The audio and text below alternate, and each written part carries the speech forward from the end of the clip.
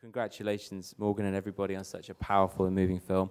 Morgan, we sort of hinted at early in the introduction, you've made several documentaries. There's one particular, Beautiful Young Minds, that obviously has a strong connection to this. Absolutely. What was it about that subject matter that made you want to then translate in some way that into a drama feature? Well, so about 7 or 8 years ago, I made this documentary called Beautiful Young Minds, and I believe some of the people who are in that documentary are in the audience as well, who might not want me to point them out, but anyway, I'm very glad that they're here. And it was a very inspiring experience for me. So I met a group of young men who were on their way to the International Mathematical Olympiad. One of them in particular, Daniel Lightwing, who was the inspiration for Nathan. And I always felt that this was an amazing and very interesting world, meeting these mostly boys at that time in their lives on this incredible journey, and that I felt would translate well into fiction. So that's why we did it. Okay, thank you. Asa, congratulations on such a great performance. Thank you. Thank you.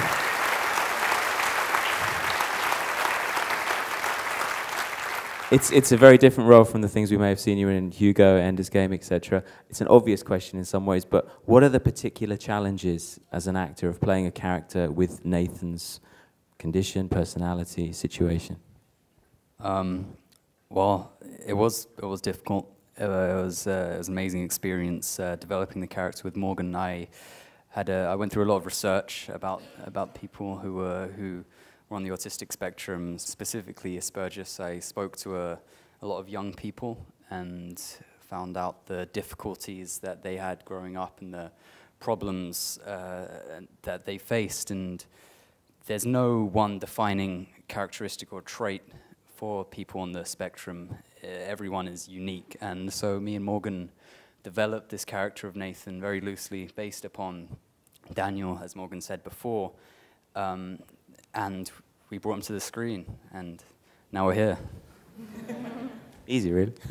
Aside from the fantastic other cast that are all on the stage, I can't think of many films that aren't improved by the presence of Rafe Spall, Sally Hawkins, and Eddie Marzan. Just talk a little bit about their involvement and what you felt they brought to the project as well as Asa. Well, I mean, as we introduced, this is my first feature film, so my first experience with working with actors. And I hadn't made a short film or any kind of TV drama or anything beforehand, so I was very blessed to be able to work with such talented people. Sally and Rafe have obviously worked together before. I saw them on stage in Constellations. They have a fantastic chemistry. They know each other. They love working with each other. And therefore, I felt very confident about that pairing.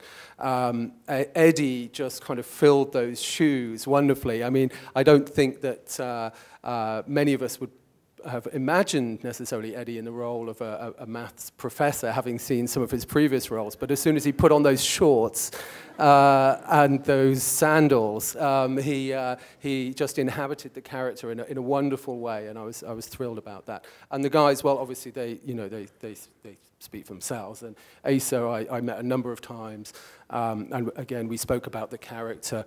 Asa met Daniel. He also met some other kids who were on the spectrum and spoke to them about their experiences.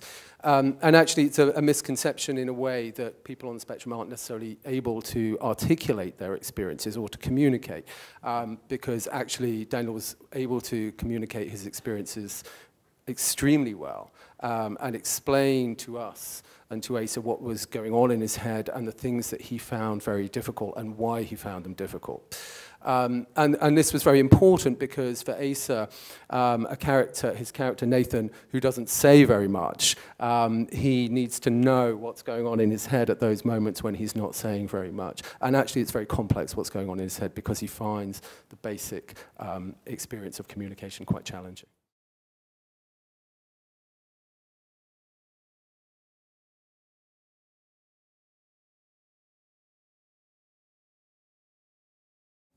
I think the film is very truthful about maths in the real world and that it is male-dominated. And I think that's for a reason. I think that's because boys' brains work in a... Apparently so. Apparently so. I could be wrong. We're not really sure why that is. But obviously, for me, I was just playing a really clever girl, but it was actually wonderful to be part of these. Yeah, I know, surprise, surprise, I'm not actually very clever. It was wonderful being part of this lovely bunch. And can I just say how nice it is to see them all scrubbed up? It's really nice. They look really dapper. But no, obviously it was great. And Jo Yang, who plays Zhang Mei, I had my female companion in her. And yeah, it was great. But I think it is very truthful to real life that mathematics is mainly male-dominated. But I think that's for a reason. Well, yeah, I mean, the mathematical Olympiad, there is a higher proportion of boys than girls, quite significantly, and it's something that we talked about whilst we were making the documentary, and nobody necessarily really knows the reasons why that is. There are various theories about the left side of the brain and the right side of the brain, and that sort of thing, but actually nobody really knows. But it is truthful that there is a significantly higher number of boys competing in that competition than girls.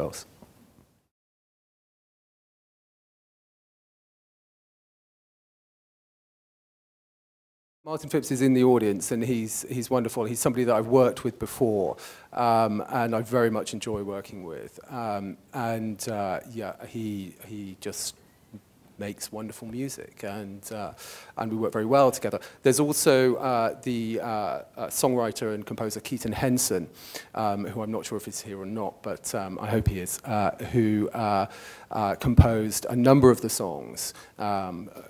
Not quite half, but you know, he has a very significant role to play in the music as well. And I was introduced to Keaton via Sarah Bridge, who is the wonderful music supervisor.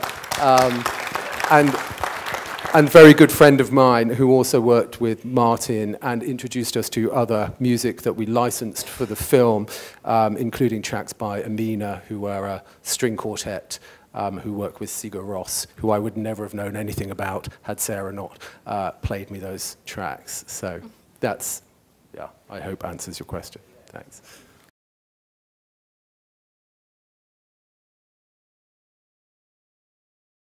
Represent. Well, no, not represent. I'm not actually clever. But it felt wonderful to play them, but I think it's actually better to ask someone else. Yeah, I'd just like to say thank you to Lee as well. Lee was part of the cast. Just a round of applause for Lee. Lee kind of helped us in the process as well. We did sort of maths. Yeah, we went through some maths tutoring as well. That was quite interesting. I got a C in English in maths. So yeah. It was, yeah, I think it was very truthful, and it was great to be smart. Yeah, maths. I was all right at maths. I'm not gonna lie, I was above average. I was really good at maths. I was just, but I wasn't quite qualified for what we were doing in the film, which is why we had the brilliant Lee, who made us look as though we knew what we were doing, even if we didn't. So, there he is. Yeah.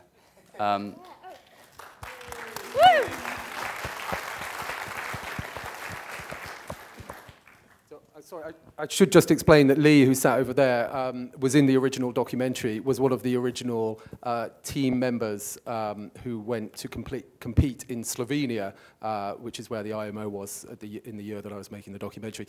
And he became our maths consultant. And devised a lot of the problems and mathematical language in conjunction with James Graham, the writer.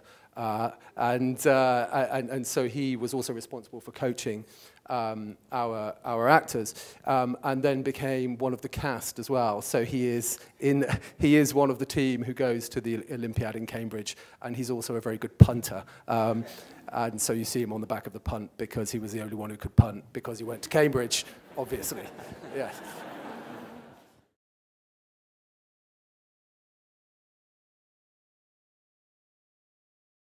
It was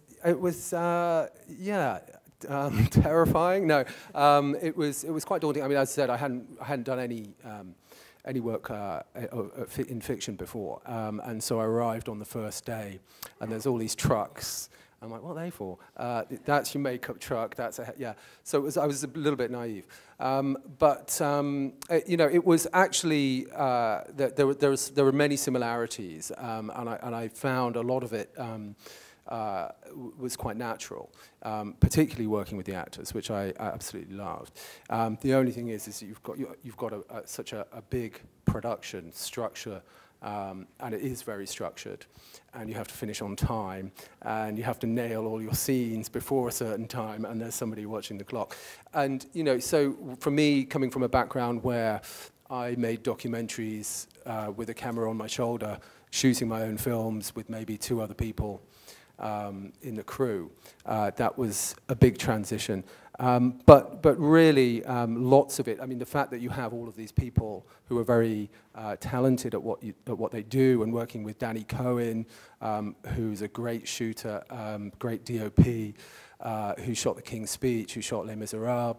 You know, that was a fantastic experience. And he was very generous working with me as well as a first-time director. Never made me feel like a first-time director, and always was ready to listen. So that was great, and he's very quick too, which helped.